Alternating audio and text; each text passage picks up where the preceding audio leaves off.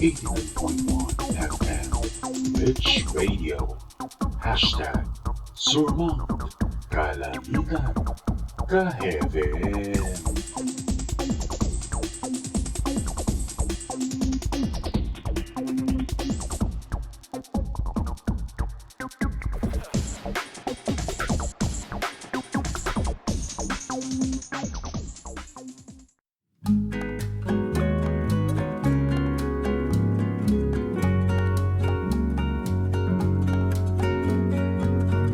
Hello everyone! Mapayapa at malusog na buhay sa ating lahat. A good day to all senior high school learners of Kalangitan High School and welcome to another virtual learning session. I'm your Sir Mel Santos, broadcasting via our own radio station, 89.1 Rich Radio, hashtag Surmount Kalangitan Ka-Heaven. Just a reminder mga Ka-Heaven to enrich our learning experience and to serve as a reference for review of this learning session. A recorded video with visual presentation of the same episode can also be accessed through our social media platform pages on YouTube or Facebook. So you can pause, rewind, and go at your own pace in learning about the contents of this study session. So mga Ka-Heaven, I hope you are all ready for another study session right at the comforts of our homes, as together we will embark on another learning journey in English for academic and professional purposes.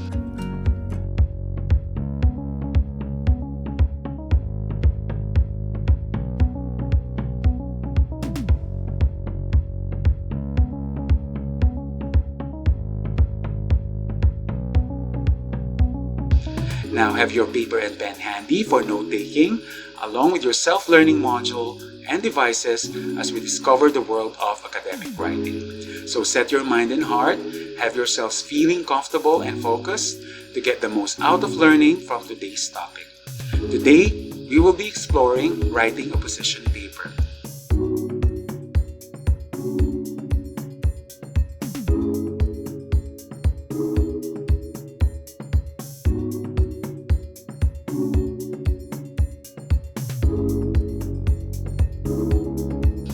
Before we proceed, let's keep in mind our learning goals for this study session.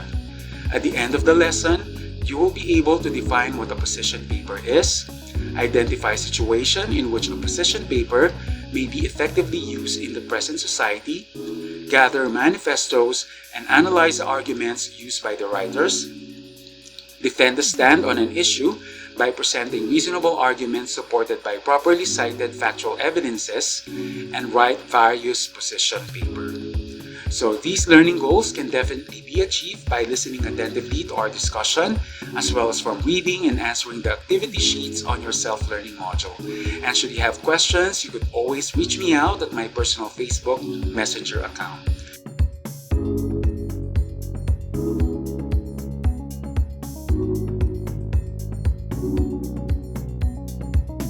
Mga Ka-Heaven, let's get started to roll. Today's topic is about writing a position paper. I know from the term itself, it would be easy to figure out that writing a position paper is about expressing your stand, your belief, your individual perspective, or your own take on a certain issue, event, or situation. In life, as they always say, it's all about making choices and decisions. And sometimes, even when you have no choice at all, the irony of it all, there comes a point that we are still compelled to make a stand. Our decisions in some way or the other are definitely affected by our own belief systems, the culture that we have grown up with, or even for some seemingly irrational reasons that could be based on our impulse. But each of us do make choices, and making choices seems to be what we always do in life, right? Personally, I even feel that we can't skip a day without going through the process of making a choice or deciding on something.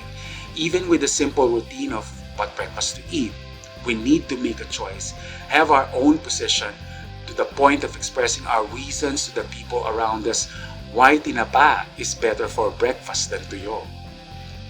Right at the moment we wake up, we are bound to make choices. It's as if we are in a loop of always choosing whether to cross the road or not. And more often than not, there seem to be always need to express or explain the reasons behind the choices or decisions we make to people around us, especially to those who may be affected by the choice or decision we made or position we chose to stand by. Alright, for some of you who have just tuned in, you might be wondering, why am I even talking about life choices, decisions, your own belief or perspective, especially your own stand or position on a certain matter or issue? Because in academic writing, which is the very heart of our subject, English for academic and professional purposes, we can also express our preferences and discuss our own choices, beliefs, and stands through formulating what we call a position paper.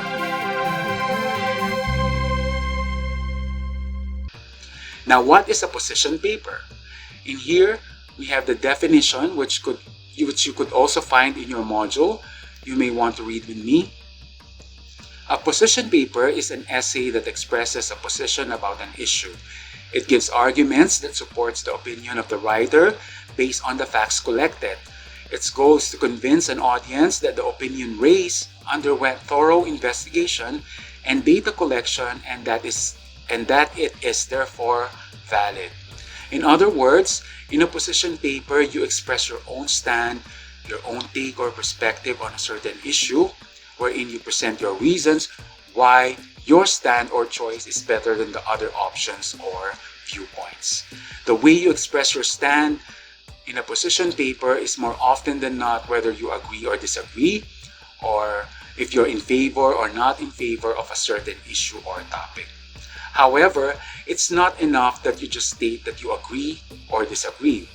You also have to state and include in your position paper or in your write-up the reason why you agree or disagree. Now, the main purpose of writing a position paper is basically to generate support on a particular issue or convince an intended audience or readers to go by your side of position.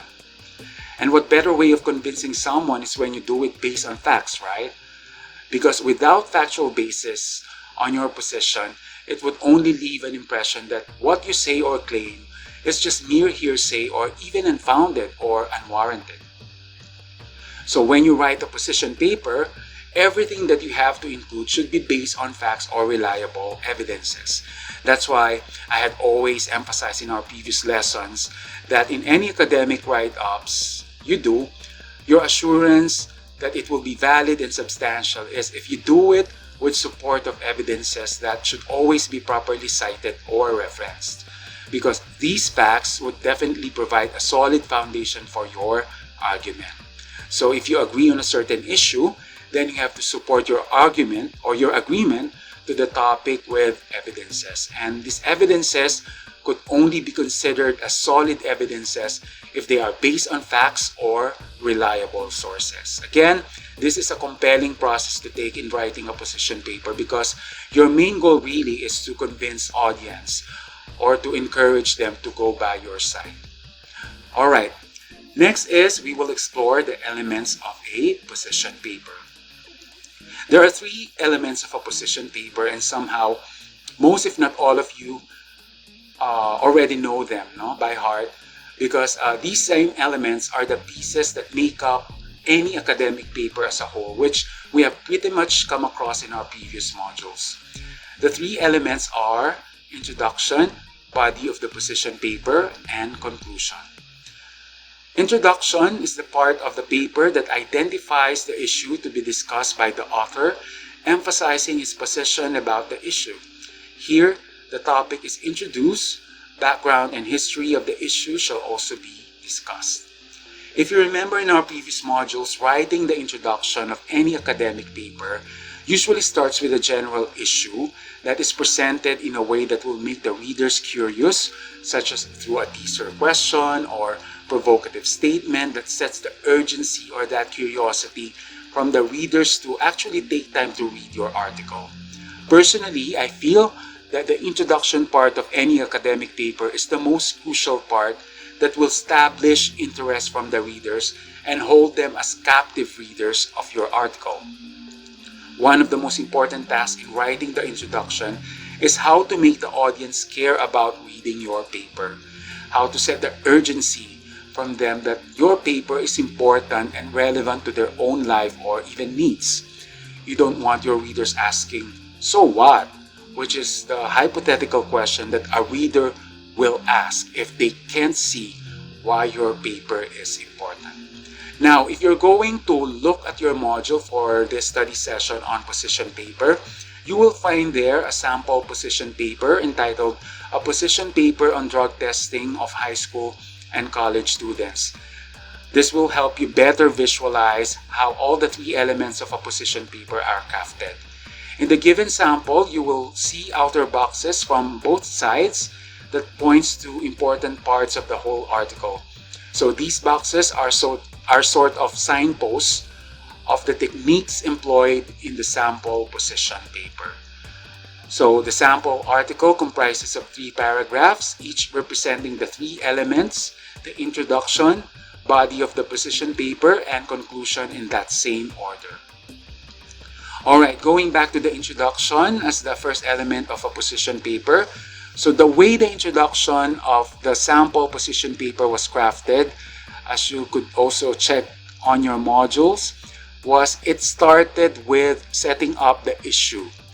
If you'll notice, the first 2 sentences did not go straight away talking about the position of the author, but he initially at this point described the general topic related to his position about drug testing.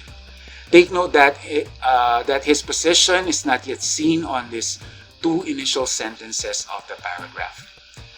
And then the article proceeded with the third sentence that indicated a more specific pressing issue from the general topic of drug testing. And what's more is, it was supported with statistical figure that makes it appear factual and with bearing that somehow triggers a sense of urgency or curiosity from the readers. So to quote that, 10% of the teen population reported to have been using illicit drugs within the last month. Now, this was then connected to the next sentence, a sort of supporting details to set the importance of the author's position, which is the author being in favor of drug testing among the teen population. As you see, those were not the exact words of the author, but being in favor or agreeing to drug testing is what he is trying to imply. That is being on the affirmative side or being in agreement to the issue. So you realize at this point that expressing your position doesn't really require saying literally or straight away that you agree or do not agree on a certain issue. Your position could be expressed indirectly, or in our example, it was expressed in an implied manner. It was implied, it was not directly said that he is agreeing, but implied that he is on the affirmative side of administering drug testing to the youth population. So, to quote the author, the drug testing in high school and college students is an important and ultimately one of the best solutions made by the government officials to reduce and stop the increasing amount of young drug users in schools, universities, and state colleges. Apparently, as what I've said, the author's position manner of construction made use of affirmative or favorable words, leading to our understanding that he is in favor of drug testing among students without him even mentioning literally that he is in favor. So not to mention that he set that up with facts even before he expressed such position. Again, the position in this example was conveyed, or it was conveyed in an implied manner. He then closed the introduction with additional background information, particularly schools making policy of random drug testing among the students as warning to not get into peer pressure. Alright, so you've seen there a process by which the author utilized in crafting his introduction. So it comprised of steps, which began with setting up the general premise, indicating the specific issue, and then proceeding with stating the opinion or position about that specific issue, which can be carried out either through straight away, if you agree or not, or in an indirect or implied manner. And finally, closing it with further relevant details or background information. Next element is the body of the paper. So the body of the paper illustrates the central argument, which can be presented through a brief description of the argument. Details, point of view, evidences are used to support the claim. It can be divided into this section, namely background information, evidence supporting the author's position, and a discussion which addresses and refutes arguments that present both sides of the issue. Alright, let's take a look again of the given sample. So in the given sample, the second paragraph is the body of the paper. So the steps the writer carried out for the body of the paper was describing opposing points to present both sides of the issue and then giving explanation about his opinion. The last element is the conclusion. So the conclusion restates the main points, then summarizes the arguments made in the paper, and then provides a call of action. In the given sample, the process the writer employed included making a suggestion to solve the problem of drug addiction among students. And the call of action that was made as he ends the article was through an appeal by providing its advantage. Okay, so that's about it with elements of the position paper. Again, knowing these elements will definitely help you craft your position paper better, or any academic paper for that matter. Each of these elements comprise of steps or techniques in crafting them, as we have just discussed. You can always refer to the sample position paper in your module, especially when you begin to write your own position paper. Again, refer to the outer boxes on both sides of that sample position paper in your module, as these are the signposts that will guide you craft a stunning position paper. Alright, so now let's talk about what manifesto is. Manifesto is a document publicly declaring the position or program of its issuer. A manifesto advances a set of ideas, opinions, or views, but it can also lay out a plan of action. While it can address any topic, it most often concerns art, literature, or politics. Manifestos are generally written in the name of a group sharing a common perspective, ideology, or purpose, rather than in the name of a single individual.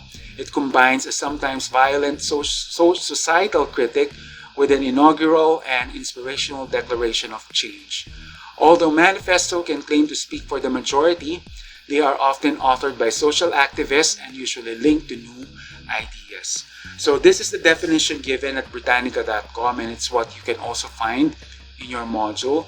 And apparently, manifesto is defined as something you write to declare or express a certain belief shared by a group of people. Say, for example, an organization or a group of social activists, as opposed to a position paper, which is often written by an individual.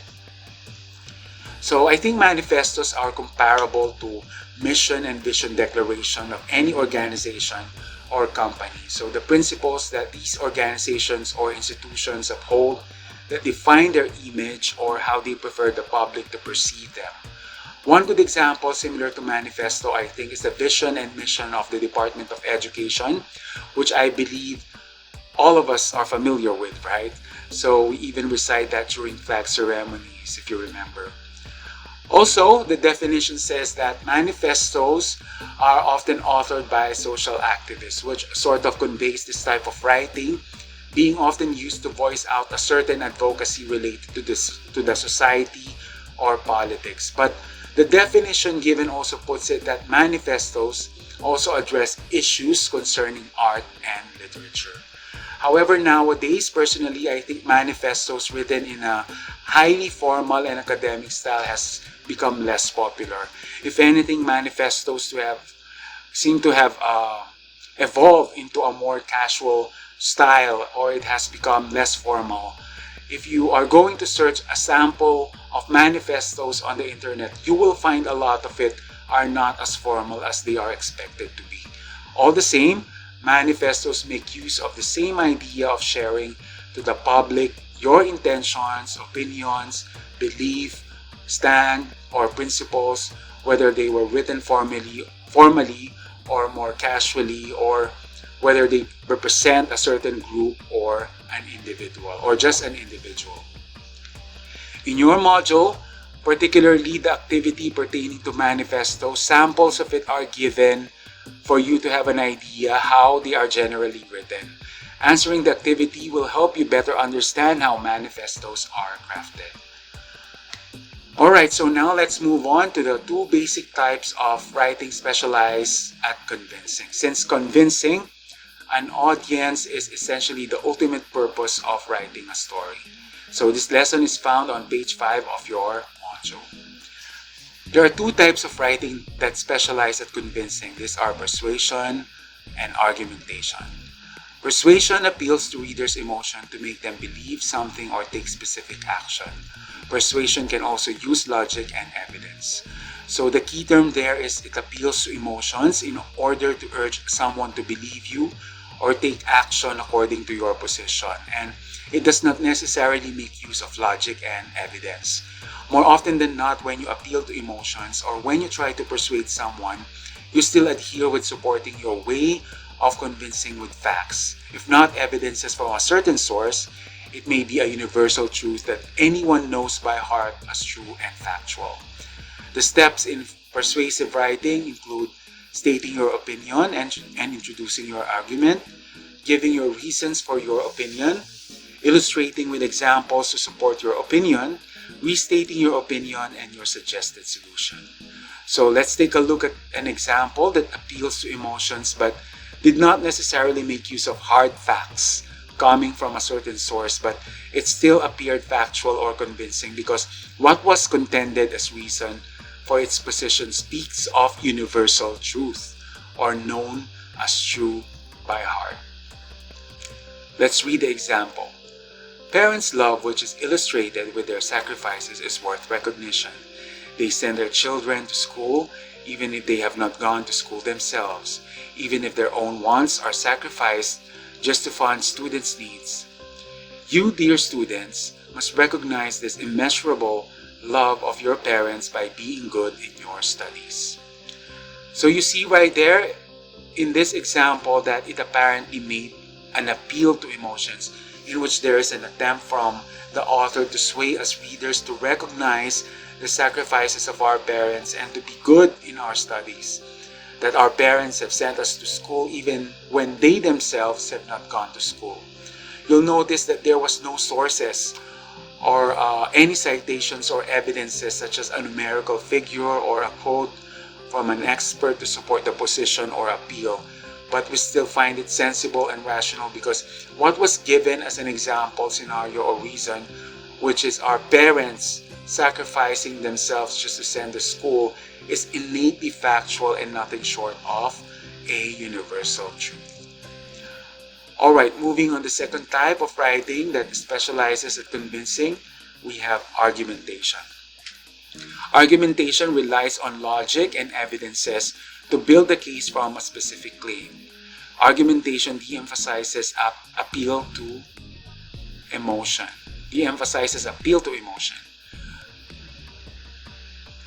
So I think this is pretty straightforward. It's apparently the opposite of persuasion. It essentially fit the way academic paper should be, built with or supported by evidences, and relies exclusively on logic rather than appeal to emotions. So the steps in argumentative writing include make a claim, support your claim with reasons or evidence, acknowledge the counterclaim, refute the counterclaim, conclude with strong statement. So apparently the steps in argumentative writing is essentially similar to writing a position paper. You make a claim or decide on what position to take, whether in agreement or in opposition. Then whatever claim or position you decide on, they should be supported with evidences which may come in the form of a citation from a certain expert study, or it could be a statistical or empirical data coming from a reliable source. Then on the third step, there is a need to acknowledge or present the points that goes against your position, or what we call the counterclaim. That is very important because it will make your presentation appear balanced and comprehensive, that it presents both sides. And then of course, on the fourth step, you give your reasons why you yourself oppose or is against the other side of the fence, or what we call refuting the counterclaim. Then of course, in the conclusion, you need to end your argument with a strong statement, and if you may, restate your claim. So let's read an example. Many students ignore the significance of doing well in their studies. They often neglect their parents' sacrifices by getting low grades, or worse yet, getting failing marks. On the other hand, psychologists say performance in school is influenced by many factors, which include peers. However, to fare well in school is not only about influence, but also about being exposed to social realities such as difficulties of getting a decent job. Thus, funding students to school becomes a big sacrifice among parents. So apparently, the content or thought that goes in the example for argumentation is the same as with the previously discussed example for persuasion. The difference is, in this argumentation example, it did forgo appeal to emotions altogether. Instead of appealing to emotions by speaking a certain universal truth all of us know by heart as factual for your reasoning, in this argumentation example, the way the argument was sort of substantiated or defended was by citing an expert study from psychologists. Alright, so again, let's take a look at the difference between persuasion and argumentation. As to claim, persuasive writing is based on opinion, while argumentative writing is based on factual evidences. In terms of purpose, persuasive writing asks audiences to do something, while argumentative writing proves a point to the audience. In terms of basis, persuasive writing is based on character and emotions, while argumentative writing is based on stabilized position and logic.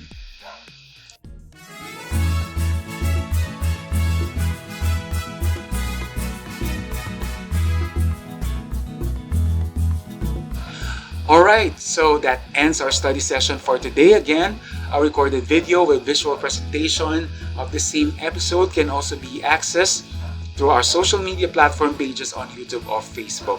So you can pause, rewind, and go at your own pace in reviewing the contents of this study session. Thank you for tuning in with me here in 89.1 Rich Radio, #Surmang Kalangitan, Ka-Heaven. Again mga Ka-Heaven, I am your Sir Mel Santos, and I hope what you learn in this virtual study session will help you answer all the tasks and activity in your module with more ease and understanding. Again, always refer to the table of contents so you won't miss out an activity or task. Carefully read instructions for each task or activity. And if you have questions, you can always drop me a message on my personal Facebook Messenger account. So have a great day and bye for now, mga Ka-Heaven! 89.1 FM Rich Radio #Surmang Kalangitan Ka-Heaven.